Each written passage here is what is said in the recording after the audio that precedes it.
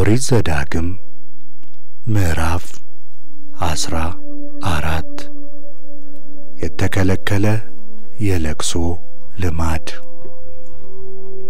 ለሞተ ሰው በዓይናችሁ መካከል ፊታችሁን አትንጩ፣ ራሳችሁንም አትላጩ። ለአምላክህ ለእግዚአብሔር አንተ ቅዱስ ሕዝብ ነህና በምድርም ላይ ከሚኖሩ አሕዛብ ሁሉ ይልቅ ለእርሱ ለራሱ ሕዝብ ትሆንለት ዘንድ እግዚአብሔር አንተን መርጧልና። የሚበሉና የማይበሉ እንስሶች። ርኩስን ነገር ሁሉ አትብሉ።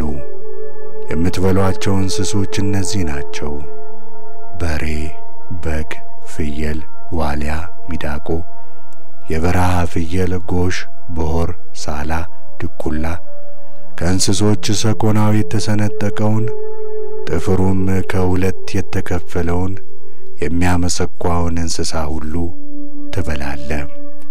ነገር ግን ከሚያመሰኩ ወይም ሰኮናቸው ከተሰነጠቀ እነዚህን አትበሉም: ግመልን፣ ሽኮኮን፣ ጥንቸልን አትበሉም። ያመሰኳሉና ነገር ግን ሰኮናቸው አልተሰነጠቀምና እነዚህ ለእናንተ ርኩሳን ናቸው። እሪያም ሰኮናው ስለተሰነጠቀ ጥፍሩም ከሁለት ስለተከፈለ ነገር ግን ስለማያመሰኳ እርሱ ለእናንተ ርኩስ ነው። ሥጋውን አትብሉ፣ በድኑንም አትንኩ። በወንዞች ውስጥ የሚኖሩ በውሃ ውስጥ ከሚኖሩ ሁሉ የምትበሏቸው እነዚህ ናቸው: ክንፍና ቅርፊትም ያላቸውን ትበላላችሁ።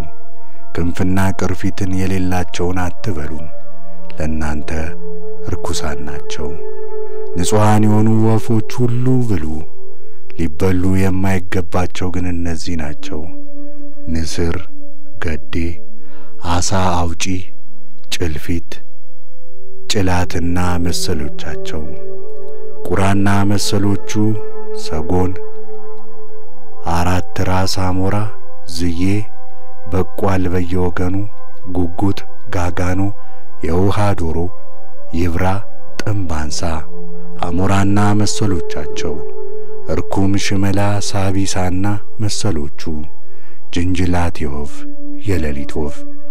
የሚበሩ አዕዋፍ ሁሉ ለእናንተ ንጹሐን አይደሉምና ከእነርሱ አትብሉ። ነገር ግን ንጹሐን የሆኑ ወፎች ሁሉ ብሉ። የበከተውን ሁሉ አትብሉ። ይበላው ዘንድ በሀገር ደጅ ለተቀመጠ መጻተኛ ወይም ለባዕድ ስጠው። አንተ ለአምላክ ለእግዚአብሔር የተቀደሰ ሕዝብ ነህና። የፍየሉን ጠቦት በእናቱ ወተት አትቀቅል።